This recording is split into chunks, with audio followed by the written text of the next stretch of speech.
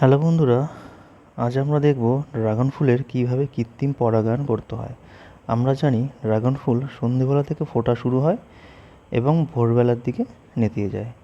রাত্রি 9টা থেকে 10টার মধ্যে ড্রাগন ফুলটি পরিপূর্ণভাবে ফোটে। সেই সময় ড্রাগন ফুলের কৃত্রিম পরাগায়ন করতে হয়।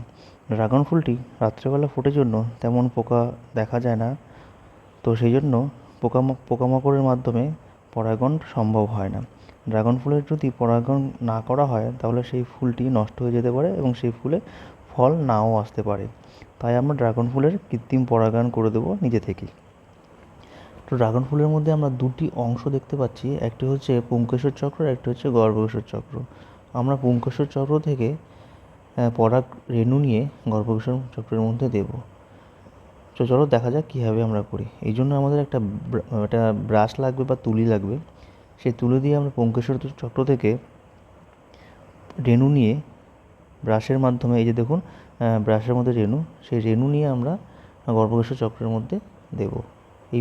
এইভাবেই আমরা কৃত্রিম পরাগায়ন করব। এর ফলে আমাদের ফল হওয়ার চান্সটি 99% থেকে যাবে, ফুল নষ্ট হওয়ার চান্স থাকবে না। এইভাবে সবগুলো ফুলকেই আমরা করে দেব যাতে সবগুলো ফুল থেকে ফল পাওয়া যায়। ব্রাশ দিয়ে আমরা পুংকেশর চক্র থেকে রেণু নিয়ে গর্ভকেশর চক্রের মধ্যে ছড়িয়ে দেব, তাহলেই আমাদের কৃত্রিম পরাগায়ন সম্পন্ন হয়ে যাবে। আর বর্ষার দিনে এই ফুলগুলো ফোটে, তাই যদি বৃষ্টি আসার চান্স থাকে তাহলে কোনো একটা পলিথিন দিয়ে এই ফুলগুলোকে ঢেকে দেওয়াই ভালো, তাহলে ফুলগুলো একদম সুরক্ষিত থাকবে।